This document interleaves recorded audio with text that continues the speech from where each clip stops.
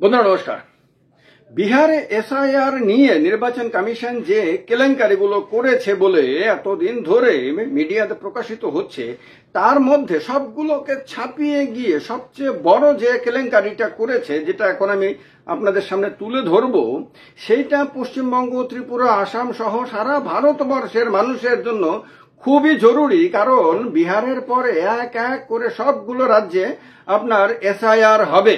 পশ্চিমবঙ্গে হবে, আসামে হবে, ত্রিপুরাতে হবে, আপনার ঝাড়খণ্ড, গুজরাট, রাজস্থান, মধ্যপ্রদেশ, মহারাষ্ট্র, সারাটা দেশে সবগুলো রাজ্যে এবং সবগুলো আপনার কেন্দ্রশাসিত অঞ্চলে হবে। তার কারণে সবার জানা থাকা দরকার যে নির্বাচন কমিশন কতটা গাফিলতির সঙ্গে এসআইআর করেছে, এবং করে যখন ড্রাফট লিস্ট প্রকাশিত করেছে, সেই লিস্টে এ পর্যন্ত সবচেয়ে বড় যে ঘোটালাটা, যে কারচুপি, যে ভয়ঙ্কর কর্তব্যে গাফিলতির বিষয়টা সামনে এসেছে, সেটা কি? সেটা হলো অন্য কেউ বাদ দিন, বিহারের উপমুখ্যমন্ত্রী।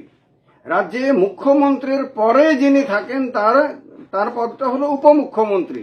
সেই উপমুখ্যমন্ত্রীর একজন ব্যক্তির দুইটি জেলার, দুইটি বিধানসভা কেন্দ্রের, দুইটি আলাদা আলাদা বুথ কেন্দ্রে ওনার নাম ভোটার তালিকায় উঠেছে এসআইআর করার পরে। অর্থাৎ ভোটার তালিকার বিশেষ নিবিড় সমীক্ষা করার পরে, বিশেষ সংশোধন করার পরে, অর্থাৎ প্রচন্ডভাবে ঝাড়াই বাছাই করার পরে যে তালিকা প্রকাশিত হয়েছে, সেই তালিকায় দেখা গেছে দুইটি আলাদা আলাদা জেলা, কিন্তু দুইটি আলাদা আলাদা জেলার দুইটি আলাদা আলাদা বিধানসভা কেন্দ্র, সেই দুইটি আলাদা আলাদা বিধানসভা কেন্দ্রের দুইটি আলাদা আলাদা পোলিং স্টেশন, সেই দুইটি পোলিং স্টেশনে আপনার এক ব্যক্তির নাম, এবং এই ব্যক্তিটা কোনো সাধারণ ব্যক্তি না, এমন কোনো ব্যক্তি না যে যাকে সাধারণ মানুষ চেনে না, জানে না, যার নাম বললে চিনতে অনেক কষ্ট হবে, সেরকম না। কিন্তু একটা রাজ্যের উপমুখ্যমন্ত্রী, এমনকি মন্ত্রীরাও সারাটা রাজ্যে পরিচিত থাকে। এমন কোনো বাড়ি ঘর নাই যেখানে মন্ত্রীরা, মুখ্যমন্ত্রী বা অন্য মন্ত্রীদের নাম কেউ শোনেন, এরকম হয় না। তো সেখানে যিনি সারাটা বছর মিডিয়ার সামনে থাকেন, যার চেহারা সারা বিহারে, এমনকি বিহারের মানুষের কাছে পর্যন্ত পরিচিত, সেই উপমুখ্যমন্ত্রীর নাম কিভাবে দুইটা আলাদা আলাদা আপনার পোলিং স্টেশন হয়, একই ব্যক্তির নামে কিভাবে দুইটা এপিক হয়, এবং এই সমস্ত কিছু এসআইআর করার পরে কিভাবে হয়? তার মানে ইলেকশন কমিশনের বিরুদ্ধে যে সুপ্রিম কোর্ট পর্যন্ত মামলা গেছে, যে ইলেকশন কমিশন পক্ষপাতিত্ব করছে এবং বিশেষ কোনো খারাপ উদ্দেশ্য নিয়ে এসআইআরটা করছে, এবং এসআইআরটা সঠিকভাবে করছে না, এবং কোনো ক্ষেত্রে তো বিরোধীরা একটা অপরাধের পর্যন্ত ইঙ্গিত দিয়ে দিচ্ছে যে ইলেকশন কমিশন অপরাধ মানসিকতা নিয়ে এই সমস্ত কর্মকাণ্ড করছে। তাহলে তার একটা জ্বলজ্যান্ত প্রমাণ সামনে আসছে। আজকে কি হয়েছে প্রথমত বলে দিই। বিহারের উপমুখ্যমন্ত্রীর নাম হলো বিজয় সিনহা। বিজয় সিনহা নামটা আমার মনে হয় সারা দেশের মানুষের কাছে পরিচিত, কারণ বিহারে নীতিশ কুমার যেমন সারা দেশে পরিচিত, তার দুই উপমুখ্যমন্ত্রী সম্রাট চৌধুরী এবং বিজয় সিনহা, তাদেরকেও আপনার ব্যাপকভাবে মিডিয়ার সামনে দেখা যায়। এবার এই বিজয় সিনহার দুটো এপিক নাম্বার পাওয়া গেছে এসআইআর এর পরে। খেয়াল রাখতে হবে, এই কথাটা বারবার আমি বলে দিচ্ছি। দুটো ভোট কেন্দ্রে দুটো ওনার নাম নথিভুক্ত হয়েছে। একটা হলো বিহারের লক্ষ্মীসরাই, আর একটা বাকিপুর কেন্দ্র। এই দুটো আলাদা আলাদা বিধানসভা কেন্দ্রে ওনার নাম হয়েছে।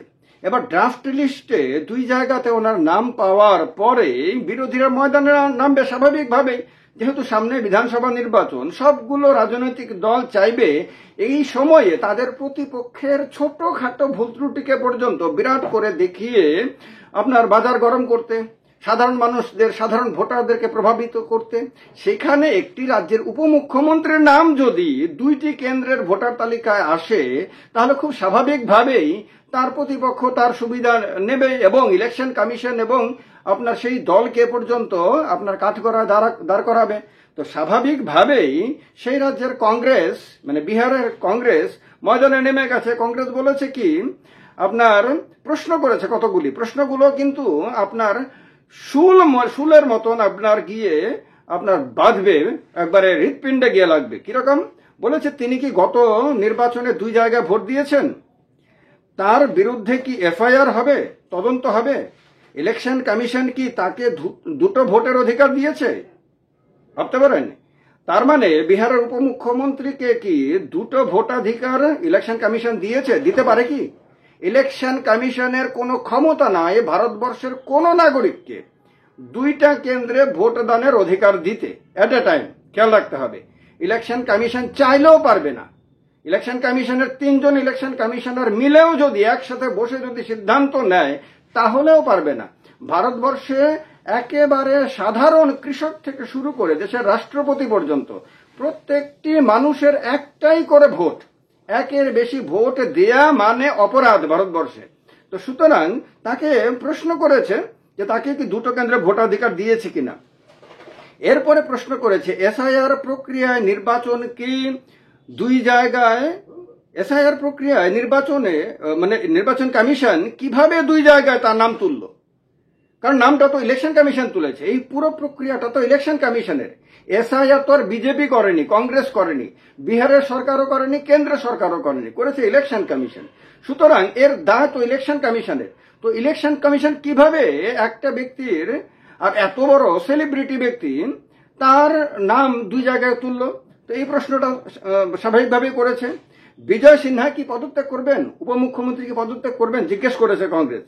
বলেছে কমিশনের নিয়ম কি শুধু দলিত, তারপর গরিব এবং পিছিয়ে থাকা মানুষের জন্য, বিজেপির জন্য না?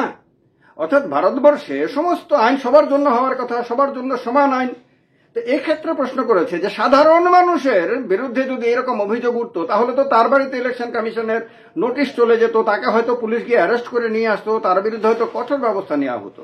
তাহলে উপমুখ্যমন্ত্রীর বিরুদ্ধে কেন এফআইআর করবে না এবং ইলেকশন কমিশন কেন জবাব দেবে না, এই ক্ষেত্রে কেন কঠোর হবে না? তাহলে কি সাধারণ মানুষের জন্য একরকম আইন আর শাসক দলের বা নেতা মন্ত্রীদের জন্য আরেক ধরনের আইন? এই প্রশ্নগুলো করেছে খুব স্বাভাবিকভাবেই। কংগ্রেসের মতে ইলেকশন কমিশন এবং বিজেপি চোরে চোরে মাস্তুত ভাই। এই অভিযোগটা রাহুল গান্ধী থেকে শুরু করে তেজস্বী যাদব, এরকম প্রায় প্রত্যেকটা রাজনৈতিক দলের প্রায় প্রত্যেকটা নেতা আপনার করে আসছে যে একটা নেক্সাস, একটা আপনার মানে বিজেপি এবং ইসিআই এর মধ্যে, ইলেকশন কমিশনের মধ্যে একটা গোপন একটা সম্পর্ক রয়েছে। সেই সম্পর্কের কারণে বিজেপিকে প্রত্যেকটি নির্বাচনে জেতানোর জন্য ইলেকশন কমিশনে তার এজেন্সির মতন হয়ে পরিশ্রম করে। এই অভিযোগগুলো বারবার উঠে আসছে। এবার বলেছে যে কমিশন সারা দেশে বিজেপির লোকদের আপনার কি বলছে 2টি করে নাগরিকতা দিয়ে রেখেছে কিনা বা দিচ্ছে কিনা, মানে কোন নাগরিককে দিতে পারে না। তাহলে ইলেকশন, যেটা রাহুল গান্ধীও দেখিয়েছেন কর্ণাটকে, একজন ব্যক্তির তো 4টে বিধানসভা, 4টে মানে পুলিশ স্টেশনে পর্যন্ত তার নাম রয়েছে। এরকমটা মহারাষ্ট্রে, হরিয়ানাতে, রাজস্থানে, বিভিন্ন রাজ্যে হয়েছে হয়তো। তো এখন বলছে যে শাসক দলের লোক হলে একজনকে 2টো কেন্দ্রে করে আপনার ভোটে দেওয়ার সুবিধা তারা দিয়ে রেখেছে। এবার তেজস্বী যাদব বলেছে, বিহারের বিরোধী দলনেতা, তিনি বলেছেন মোদির বিশেষ পছন্দের উপমুখ্যমন্ত্রী বিহারের 2 জেলার 2 আলাদা বিধানসভার 2 আলাদা বুথ কেন্দ্রের ভোটার, তার কাছে 2টো এপিক। এবার কি হবে তার বিরুদ্ধে অ্যাকশন? তেজস্বী বলেছেন, আমি দেখলাম তেজস্বী আজকে প্রেস কনফারেন্স করে বলেছেন যে তার বিরুদ্ধে তো মিডিয়া ট্রায়াল হয়েছিল, মিডিয়া এমন ভাবে ঝাঁপিয়ে পড়েছিল যে তেজস্বী যাদবকে গ্রেপ্তার করা হবে, তার বিরুদ্ধে কঠোর ব্যবস্থা নেওয়া হবে, নির্বাচন কমিশন খুব শক্ত হয়েছেন, তেজস্বী বিপাকে পড়েছেন, এই সমস্ত কথা। কিন্তু এই উপমুখ্যমন্ত্রীর বিরুদ্ধে কিন্তু মিডিয়া ট্রায়াল হচ্ছে না, বা ইলেকশন কমিশন আপনার তেজস্বীর বিরুদ্ধে যখন আপনার প্রথম দিকে খুব কড়া হয়ে কথা বলতে শুরু করেছিলেন, এরপরে তেজস্বীর তরফ থেকে যখন পাল্টা দেওয়া হয়েছে যে ইলেকশন কমিশন কিভাবে একজন ব্যক্তির 2টো ভোটার আই কার্ড জারি করে, এটা তো ইলেকশন কমিশনের গাফিলতি, কর্তব্যে অবহেলা, তারপরে ইলেকশন কমিশনের সুর নরম হয়ে গেছে।